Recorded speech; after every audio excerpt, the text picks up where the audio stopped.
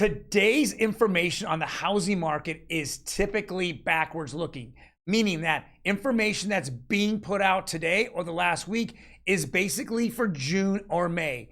We are in a significantly different macro market than we are at any time in the housing industry, meaning that from each week to week, customer sentiment changes and people are going out there looking. Now, I'm a real estate agent, but I'm also here on YouTube giving you information. With that being said, when my phone rings and the conversations I have with buyers out there, they're really telling me what they're thinking at that moment. And we're seeing a significantly different attitude than we see in social media. I have that article and others in the Real Estate Daily. Welcome everybody. My name is Troy, and on Monday through Saturday, we go over the latest news in real estate, housing, and the mortgage industry. Now, before we jump into anything here, all the articles, hit that subscribe button. We're growing this channel. I know our YouTube shorts have blown up. Check us out on Instagram. We're doing well there. We'll give you tips and tricks about your house. And if you're a home buyer, home seller, there's a lot of information there for you as well. Now to the articles. This is from CNBC today. Consumer confidence in the housing market hits lowest point in over a decade. So this again is looking backwards. It says just 17% of those surveyed in July says now is a good time to buy, down from 20% in June. And this is what Fannie Mae reported. Now, we know that what happened in June is not what really happens in July, and now we're in the first week of August. I have told everybody that we saw a huge break. The housing market took a big time break at the last couple weeks of June and the first couple weeks of July. Now, we went through a major holiday, but I also think that it was starting to impact. All the rate hikes were impacting people like they weren't impacting them prior. But I think with a lot of people, a lot of buyers out there now are feeling more comfortable with the inflation that we're having. Now they're feeling that they can go out and buy homes, and we're seeing that kind of ramp up now for the last several weeks.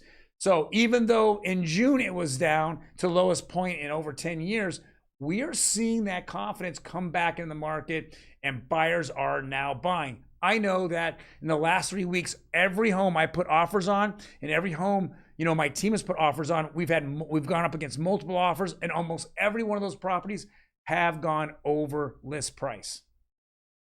Next article, it says consumer expectations of future inflation decrease significantly in win for the Federal Reserve. And this is my whole point about it. It literally changes week to week. So at the very end of June and beginning of July, there were such negative articles out there in social media about inflation, about gas prices, and about food prices. And we know they're going up, and we know regardless of what is being said in the media, it's how everyone feels it. It's their budget. It's how much money they're spending on all these things.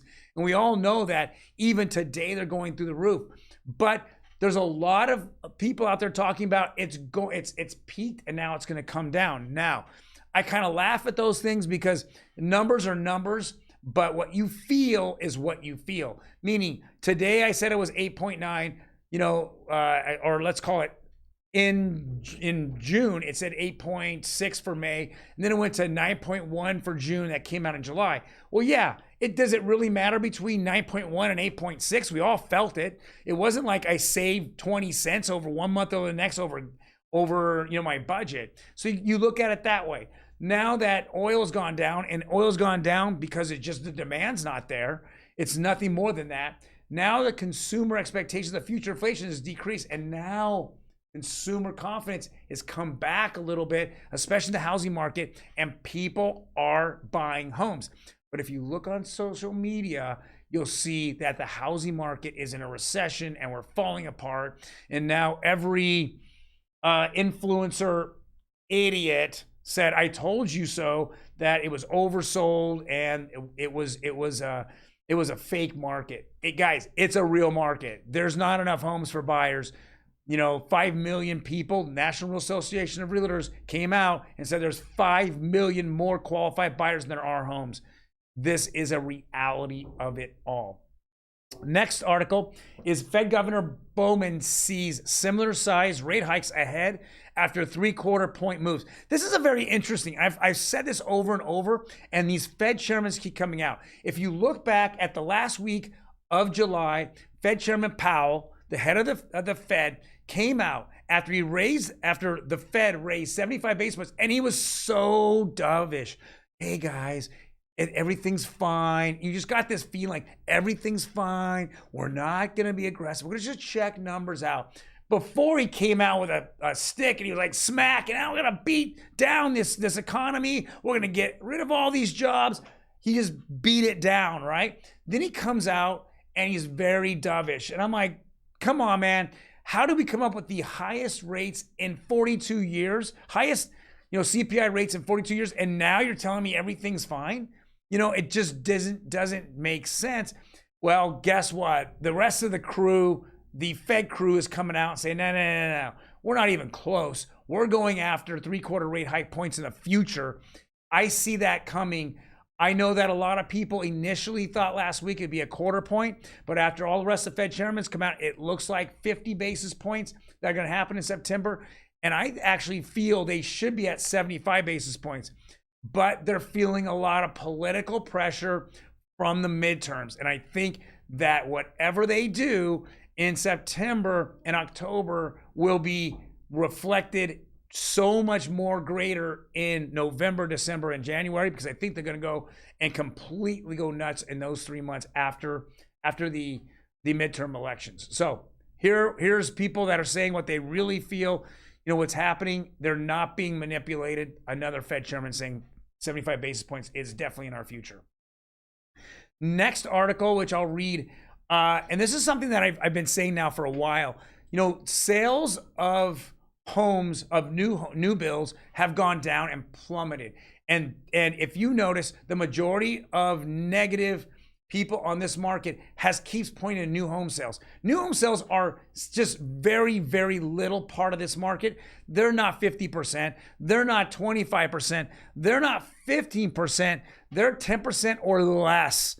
They don't really move the market. But if social media like CNBC or CNN or your local TV shows keep talking about new home builds, of course, they are so much higher. They're there for profit. They don't care if they're building affordable homes. That's not their job. The government, which I've said many times over, and as Biden came in and this California legislation came in at the beginning of 2021, they all came out with these great grand ideas of giving first-time home buyers all these different subsidies to subsidize maybe down payments or getting the price down on the house.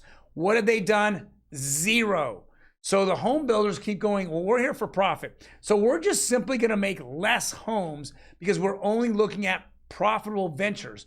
So we're not looking at the $400,000 home here in Southern California. We're looking at $650,000 homes because we can make bigger profits off of those. And if we make less homes, it doesn't make any difference. Our bottom line is more important. So when we see these sharp declines, like it says here, it says sharp decline in home prices consistent with resale home market. New homes fell 8.1% to 590,000 in June from the prior month, dropped 17.4% in the same time.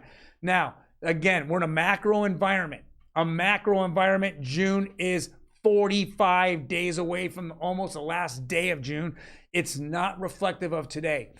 But new home builders, I believe this is reflective of today because they're not going to make money. Look at the new home sales, 590,000.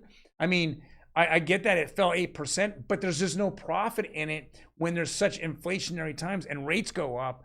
So they're just going to build less homes. But resale homes are still selling, and they're still selling at a pretty big, rate right now.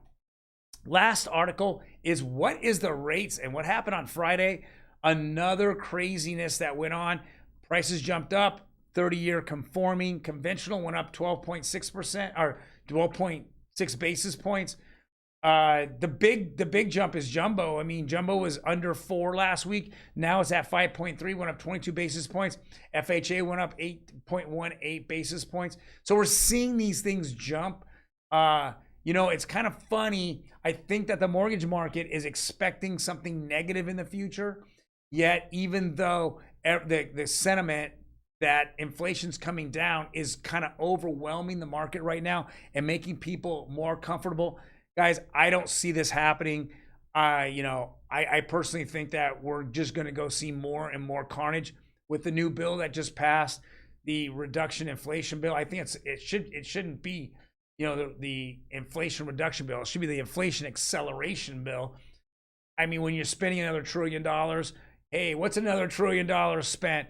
What's another 80,000 IRS agents all over Americans' back, and they have to spend more time?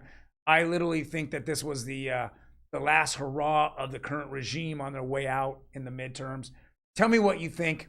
I want to know what you feel out there. Am I right? Am I wrong? Tell me where you see this housing market going. I know that we're still up significantly from last year, and we're not seeing this huge crash that people are talking about, at least not here in Southern California. Well, guys, thank you very much for joining me today.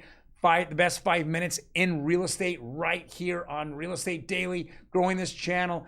You guys take care and definitely have a good day. I'll see you tomorrow.